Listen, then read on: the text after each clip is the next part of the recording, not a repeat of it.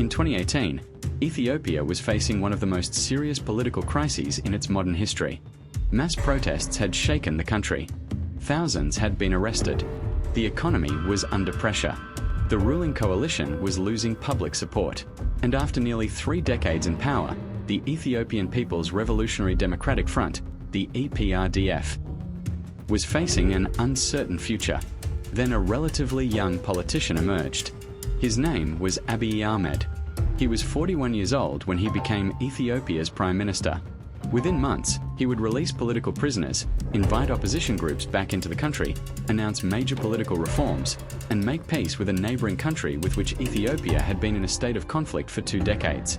1 year later, he received the Nobel Peace Prize. For a moment, Abiy Ahmed appeared to represent a new Ethiopia, a country opening itself to the world, a country moving toward democracy, a country finally at peace with Eritrea.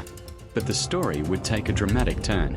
Just 2 years after receiving the Nobel Prize, Ethiopia descended into a devastating war in Tigray. The conflict would reshape the country, damage Abiy's international reputation, and leave hundreds of thousands dead or displaced. And yet, Abiy survived politically.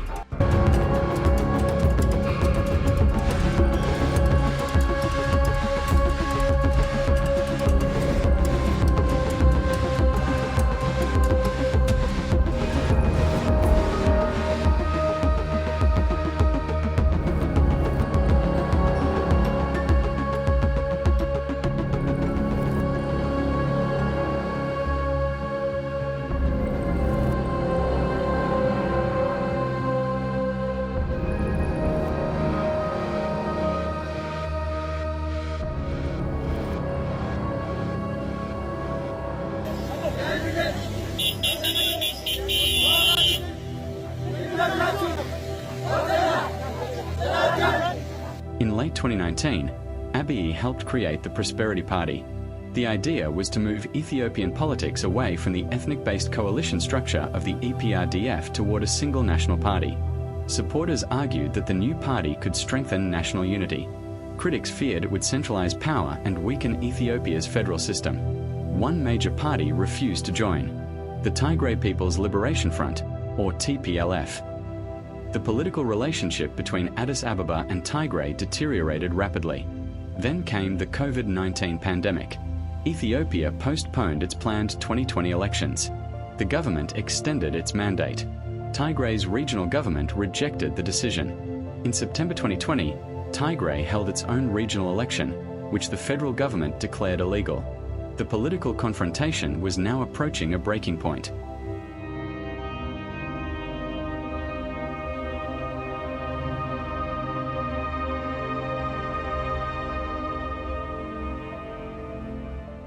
On the night of 3 to 4 November 2020, fighting erupted between federal forces and forces aligned with the Tigray regional government and TPLF. Abiy's government said Tigrayan forces had attacked the northern command of the Ethiopian National Defense Force. The TPLF said the conflict had a longer political and military history. Whatever the competing narratives, Ethiopia had entered a devastating war. Federal forces, regional forces, and Eritrean troops fought against Tigrayan forces. The conflict spread across northern Ethiopia. Communications were cut. Access for journalists and humanitarian organizations became severely restricted. Thousands of people fled across the border into Sudan. The humanitarian consequences were enormous.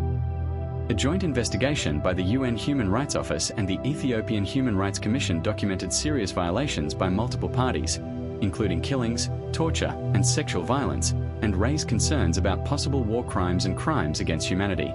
The war would continue for 2 years, and it would fundamentally change Abiy Ahmed's international image.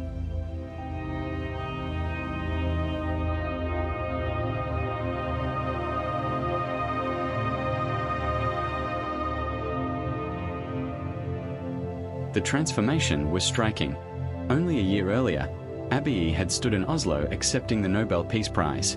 Now he was leading Ethiopia through war. His government insisted that the military operation was necessary to restore constitutional order and national sovereignty. Critics argued that the federal government had chosen a military solution to a political dispute. The conflict became increasingly internationalized. Eritrean forces were involved. Amhara forces fought alongside federal forces. Tigrayan forces launched counteroffensives and eventually pushed deep into northern Ethiopia. The humanitarian situation deteriorated dramatically. The Nobel Committee itself later acknowledged the change. In January 2022, it said the 2019 prize had been awarded based on Abiy's efforts and the expectations that existed at the time. The committee also expressed deep concern about the war and humanitarian crisis.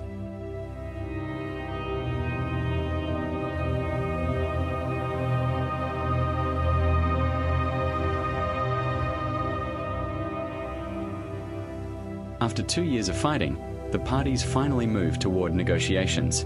In November 2022, representatives of the Ethiopian government and the TPLF signed the Pretoria Agreement. The agreement established a permanent cessation of hostilities. It also provided a framework for disarmament and the restoration of services and humanitarian assistance. For Ethiopia, it was a moment of enormous relief. The war had ended. But peace did not mean that every issue had been resolved. Questions about displaced people, disputed territories, accountability, reconstruction, and political relations remained. And Abiy's government soon faced another challenge.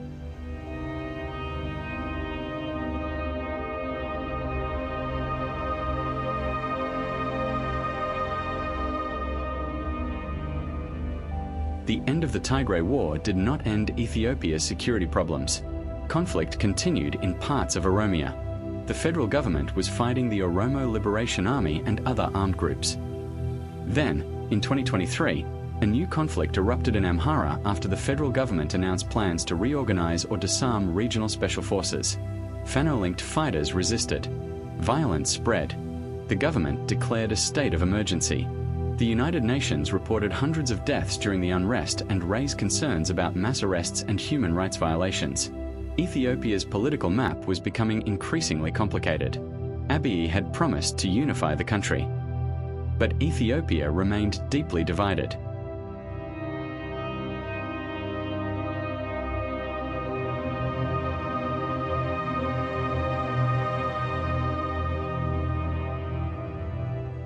But Abiy's story cannot be told only through conflict. His government has also pursued an ambitious economic transformation. The administration has promoted privatization and investment, infrastructure development, digitalization, agriculture, and industrial expansion. Major urban projects have transformed parts of Addis Ababa. And perhaps the most powerful symbol of Ethiopia's development ambition is the Grand Ethiopian Renaissance Dam. The project began before Abiy came to power, but its completion and inauguration became a major achievement of his administration. In September 2025, Ethiopia officially inaugurated the dam, described by Reuters as Africa's largest hydroelectric facility, with a planned generation capacity of roughly 5,150 megawatts.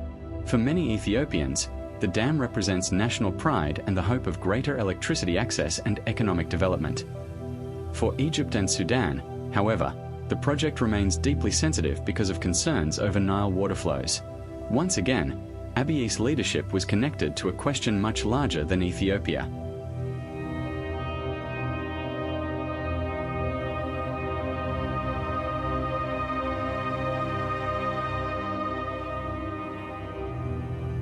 Another issue increasingly shaped Abiy's foreign policy: Ethiopia's access to the sea. Ethiopia has been landlocked since Eritrea became independent in 1993. For decades, Djibouti has handled the overwhelming majority of Ethiopia's maritime trade. But Abiy has increasingly argued that Ethiopia's growing population and economy require reliable and diversified access to the Red Sea. That ambition has created tension with neighbors. A memorandum of understanding with Somaliland in January 2024 triggered a diplomatic crisis with Somalia. The agreement was intended to give Ethiopia potential access to a port and a leased coastal area. Somalia strongly objected, insisting that Somaliland is part of its sovereign territory. The episode demonstrated something important about Abiy's foreign policy. The Prime Minister was no longer focused only on domestic reform. He was increasingly thinking about Ethiopia's position as a regional power.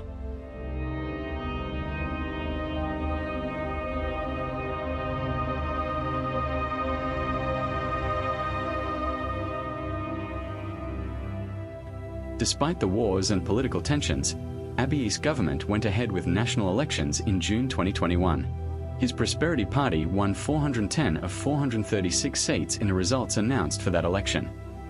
Abiy described the vote as an important step toward democracy, but the election was also heavily criticized. Voting did not take place in several regions because of conflict and logistical problems. Some opposition parties boycotted the election. Critics questioned the political environment and the treatment of opposition figures. Abiy nevertheless secured another 5-year term. And now, 5 years later, he has once again emerged victorious.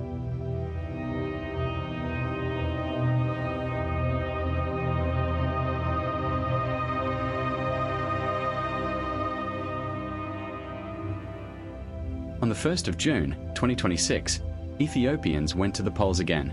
The election took place amid continuing security problems in parts of Oromia and Amhara. Tigray did not participate. According to the final results announced by Ethiopia's National Election Board, Abiy's Prosperity Party won 438 of the 486 contested parliamentary seats.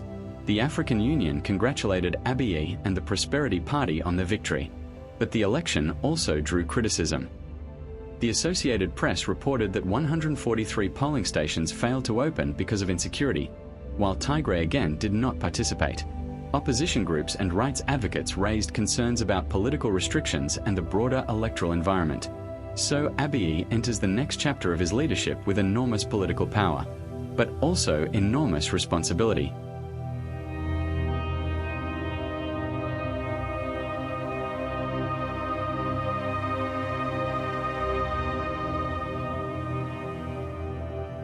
So how should history remember Abiy Ahmed?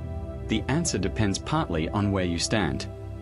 For his supporters, he is the leader who broke the political dominance of the old EPRDF establishment, the leader who opened Ethiopia's political space, the leader who made peace with Eritrea, the leader who accelerated development projects and completed the Grand Ethiopian Renaissance Dam, and the leader who has kept Ethiopia together through some of its most dangerous years. For his critics, the picture is very different. They point to the devastating Tigray War. They point to continuing conflict in Oromia and Amhara. They accuse the government of restricting political freedoms and weakening opposition. And they argue that the promise of democratic transformation made in 2018 has not been fulfilled. Abiy Ahmed's journey is unlike that of almost any other African leader of his generation. He began as a young soldier. He became an intelligence officer, then a politician, then a reformer, then a Nobel Peace Prize winner, and then a wartime leader. He promised to unite one of Africa's most diverse countries. He succeeded in some areas. He failed in others. And in many cases, the verdict remains deeply contested. What is undeniable is that Abiy has changed Ethiopia. He has changed its political system, its foreign policy, its relationship with Eritrea, its economic ambitions, and its position in the Horn of Africa. But changing Ethiopia is not the same as solving Ethiopia's problems. The country remains one of Africa's most complex states. More than 120 million people, dozens of ethnic communities, multiple languages, religious diversity, regional rivalries, armed conflicts, economic pressures, and competing visions of what Ethiopia itself should become. Abiy now enters another term with an overwhelming parliamentary majority. The question is no longer whether he has the political power to govern. He clearly does. The question is what he will do with that power. Will he finally deliver the peaceful, prosperous, and united Ethiopia he promised in 2018? Can he rebuild trust with political opponents? Can the government end the armed conflicts? Can the peace in Tigray survive? Can Ethiopia maintain stable relations with Eritrea, Somalia, Egypt, and Sudan? And perhaps most importantly, can Abiy Ahmed transform the extraordinary power he has accumulated into lasting institutions that survive beyond him? History will ultimately judge him not by one speech, one election, or one Nobel Prize. It will judge him by the Ethiopia he leaves behind.